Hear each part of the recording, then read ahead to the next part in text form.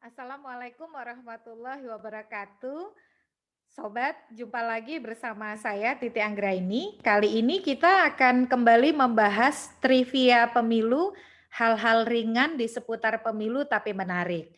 Nah, dalam kesempatan ini saya ingin membahas ada satu pertanyaan dari teman saya di Twitter soal hari pemungutan suara pemilu dan pilkada. Jadi awalnya bermula dari postingan saya soal tawaran KPU terkait dengan hari pemungutan suara untuk pemilu 2024, Pileg Pilpres dan Pilkada 2024. Karena kita tahu akibat ditariknya revisi Undang-Undang Pemilu atau RUU Pemilu dari Prolegnas 2021, maka hampir bisa dipastikan pemilu dan pilkada akan berlangsung di tahun yang sama meskipun hari pemungutan suaranya berbeda. Kalau pemilu legislatif dan pemilu presiden pasti berbarengan di hari, tempat, dan waktu yang sama karena putusan Mahkamah Konstitusi menggabungkan Pileg dan Pilpres, terutama DPR, DPD, dan Presiden Wakil Presiden. Lalu Pilkada akan terselenggara pada bulan November 2024 sesuai ketentuan pasal 201 Undang-Undang Nomor 10 Tahun 2016. Nah, jadi saya posting usulan simulasi hari pemungutan suara dari KPU. Jadi KPU itu pada rapat dengan DPR hari ini, yaitu pada tanggal 15 Maret 2021, mengusulkan opsi-opsi. Jadi yang pertama, Pileg Pilpres diusulkan pada hari Rabu tanggal 14 Februari 2024. Opsi yang kedua, pada hari Rabu tanggal 6 Maret 2024. Itu untuk Pileg Pilpres. Sedangkan untuk pilkadanya itu diusulkan oleh KPU pada hari Rabu tanggal 13 November 2024. Nah, ada pertanyaan dari Empu Jayaprema atau yang kita kenal, beliau ini penulis handal ya. Dulu punya kolom di Tempo, nama aslinya adalah Putu Setia, tapi sekarang lebih dikenal dengan Empu Jayaprema. Beliau menyebutkan, kenapa harus hari Rabu? Saya sih senang, itu hari lahir saya pada 4 April 1951, Rabu Pahing. Nah, sebenarnya pertanyaan soal kenapa hari pemilu dan pilkada itu mayoritas atau kebanyakan di hari Rabu, apalagi yang mengikuti pemilu sejak 2014-an ya sampai 2019-an, karena ada pemilu ada pilkada kan. Yuk kita kulik-kulik, kenapa kira-kira pilihannya pada hari Rabu. Nah, jadi kalau kita lihat sejarah pemilu kita, terutama pemilu di era reformasi, saya ingin ulas sedikit ya. Di era reformasi, pemilu kita diselenggarakan pada yang pertama kali ya, di tahun 99 itu pada hari Senin tanggal 7 Juni 99. Nah, itu adalah pemilu yang monumental karena diikuti oleh 48 partai politik. Penyelenggaranya pada waktu itu KPU-nya terdiri dari anggota-anggota yang merupakan perwakilan dari 48 partai politik ditambah 5 orang perwakilan dari pemerintah. Syukur alhamdulillah pada tahun 99 saya berkesempatan untuk menjadi anggota pengawas pemilu tingkat pusat mewakili unsur perguruan tinggi yaitu dari Universitas Indonesia. Nah, itu 99, hari Senin 7 Juni 99.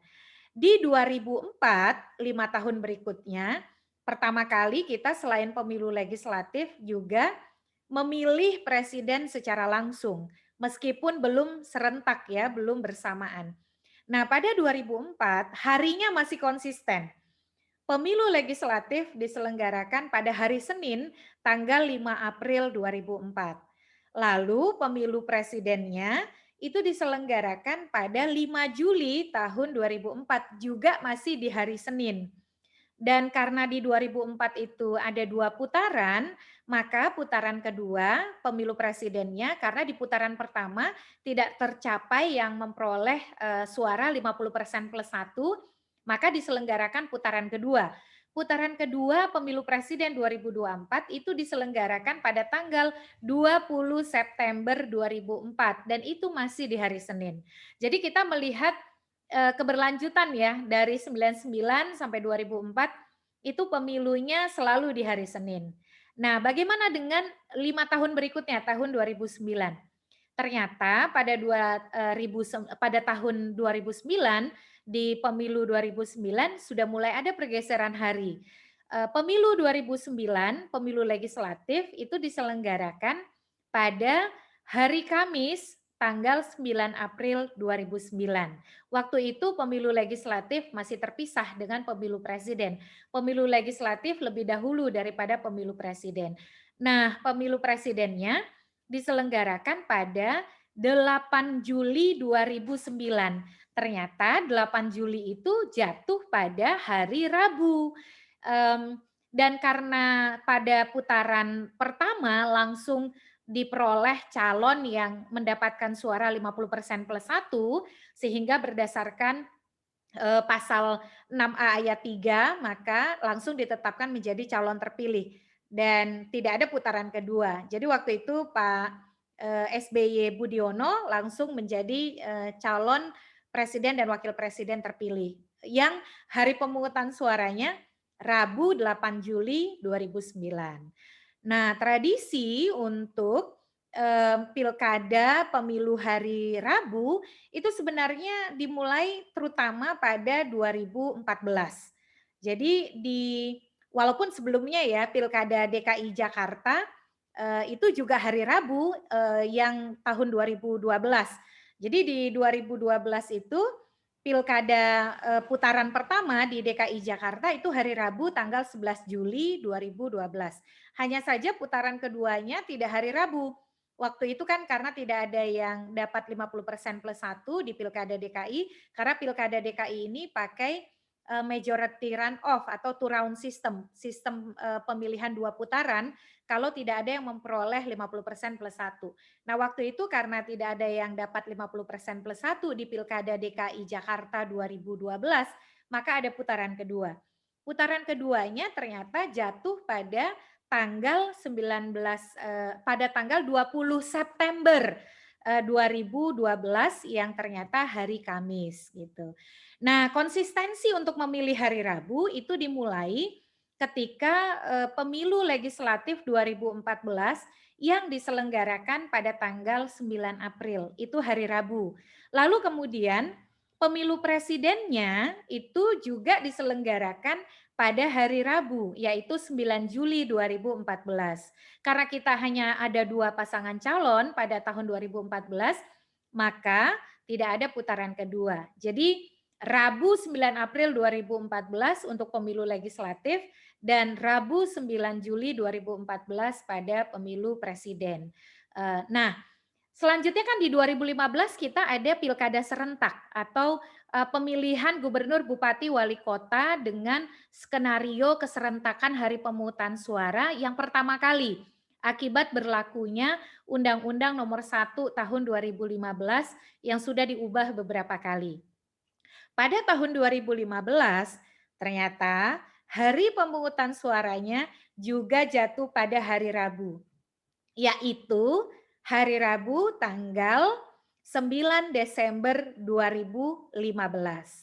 Lalu kemudian pada tahun 2017, pilkada serentak gelombang kedua, hari pemungutan suaranya juga hari Rabu, yaitu diselenggarakan pada hari Rabu 15 Februari 2017. Nah, pilkada DKI juga kan ada di 2017 dan ada putaran kedua waktu itu. Di putaran kedua ternyata juga diselenggarakan pada hari Rabu, yaitu Rabu 19 April 2017. Dan kemudian di pilkada putaran gelombang ketiga, pilkada serentak gelombang ketiga tahun 2018, itu ternyata hari pemungutan suaranya juga jatuh pada hari Rabu, yaitu hari Rabu 27 Juni 2018. Waktu itu ada 171 daerah yang ikut pilkada serentak gelombang ketiga tahun 2018. Nah, di 2019 kita kan untuk pertama kali di dalam sejarah elektoral kita pemilu serentak ya, antara pemilu legislatif dan pemilu presiden. Ternyata juga jatuh pada hari Rabu, tepatnya hari Rabu 17 April 2019. Saya masih punya kaos pemilunya, sosialisasinya Rabu 17 April 2019, jangan lupa pergi ke TPS. Itu untuk Pileg Pilpres yang serentak pertama kali 2019. Nah, terakhir kita baru menyelenggarakan pilkada serentak gelombang keempat di 270 daerah pada tanggal 9 Desember 2020. Hari apakah itu? Hari Rabu juga gitu. Nah, kira-kira apa ya alasan logis atau alasan filosofis kenapa hari pemungutan suara selalu hari Rabu? Yang pasti saya meyakini pilihan hari Rabu itu tidak ada hubungannya dengan klinik ya atau hal-hal yang mistis, hal-hal yang mistik. Nah, ternyata kalau dari obrolan, walaupun tidak ada pernyataan resmi tertulis alasan logis, rasionalitas di balik hari Rabu, tapi kalau ngobrol dengan Profesor Ramlan Surbakti, Pak Hadar Nafis Gumai, pilihan hari Rabu untuk hari pemungutan suara mempertimbangkan perilaku pemilih kita. Jadi bagian dari electoral engineering, rekayasa elektoral supaya memastikan partisipasi pemilih itu tidak terhambat. Yang pertama, pertimbangannya, hari pemungutan suara di Indonesia itu selalu hari libur atau hari yang diliburkan secara nasional. Karena untuk Pileg Pilpres otomatis libur nasional ya. Kalau untuk pilkada sejak kita menyelenggarakan pilkada serentak gelombang pertama pada tahun 2015 itu selalu diliburkan juga secara nasional sampai yang terakhir di 2020. Nah, karena pertimbangan hari pemungutan suara pemilu dan pilkada itu hari libur, kalau dia diletakkan pada hari Rabu, itu dianggap hari yang tidak membuat orang itu memperpanjang hari liburnya untuk berlibur keluar kota. Karena kenapa? Kita tahu ya dalam satu minggu itu Sabtu Minggu kan libur. Nah, kalau misalnya hari Rabu itu ada 2 hari kerja yang ada 2 hari kerja yang menjepitnya atau yang menghimpitnya, yaitu setelah hari Minggu itu ada Senin, Selasa. Nah, untuk menuju hari Sabtu itu ada hari Kamis, Jumat. Jadi kalau warga negara atau pemilih ingin memperpanjang masa liburnya akibat hari pemungutan suara yang diliburkan, berarti kan dia harus ambil cuti setidak-tidaknya 2 hari kerja begitu. Nah, itu biasanya cukup panjang gitu sehingga dengan demikian diharapkan kalau pilihannya hari Rabu, maka tidak ada yang ambil cuti dan lantas pergi keluar kota atau berlibur panjang begitu ya. Sekalian saja libur panjang. Akan berbeda kalau hari pemungutan suaranya itu jatuh pada hari Selasa atau hari Kamis. Nah, karena hari Selasa atau hari Kamis itu adalah wajib diliburkan, maka pertimbangannya jangan-jangan nanti setelah hari Minggu karena Selasanya libur, ya sudah perpanjang saja hari liburannya. Cuti di hari Senin, jadi karena Harpitnas ya, hari kejepit nasional, jadi bisa liburan 4 hari tuh, Sabtu, Minggu, Senin, Selasa. Atau kalau hari pemungutan suaranya Kamis, kan Jumatnya itu hari kerja, tinggal satu, Harpitnas juga, hari kejepit nasional juga. Sayang kan nanggung gitu ya. Ya sudah sekalian liburan panjang saja, Kamis, Jumat, Sabtu, Minggu. Akhirnya tidak pergi ke TPS dan tidak memilih deh begitu. Saya kira itu alasan yang bagus ya. Akhirnya karena begini di Indonesia itu kita bersyukur pemilih itu betul-betul dilayani oleh negara dengan meliburkan hari pemungutan suara. Supaya apa? Supaya kita refreshing tamasya berliburnya di TPS, menyaksikan dan mengawal proses pemungutan penghitungan suara. Apalagi proses penghitungan suara di Indonesia itu proses pungut hitung di tempat pemungutan suara atau di TPS, dikenal atau disebut oleh banyak pakar pemilu dunia, Peter Urban, Peter Wolf gitu ya, Peter Urban dari IFES, lalu Peter Wolf dari International IDEA, termasuk oleh Prof. Ramlan Surbakti, disebut sebagai, benchmark praktik pemilu yang paling transparan dan terbuka di dunia. Nah, karena apa? Karena hari pemungutan suaranya diliburkan, semua orang boleh menyaksikan dan melihat, dan sebenarnya itu menjadi proses pendidikan politik yang sangat bagus bagi warga negara untuk melihat bagaimana, pemungutan dan penghitungan suara dipraktikkan. Dan, tujuan, diliburkan tentu supaya tidak ada hambatan untuk kita pergi ke TPS. Nah, jadi begitu sobat, hal-hal unik di pemilu, dan pilkada Indonesia ya. Jadi pilihan untuk berpilkada dan berpemilu di hari Rabu adalah pilihan yang ramah dengan perilaku pemilih untuk menggerakkan pemilih supaya tidak ada hambatan pergi ke TPS. Bukan karena ada unsur kliniknya, unsur mistisnya, unsur mistiknya gitu ya, tetapi semata-mata untuk memberikan pelayanan terbaik bagi pemilih dan warga negara. Oleh karena itu, di hari pemungutan suara, sebisa mungkin pergi ke TPS, gunakan hak pilih kita. Masalah mau pilih siapa, mau memilihnya bagaimana, itu sesuai dengan kehendak dan hati nurani kita.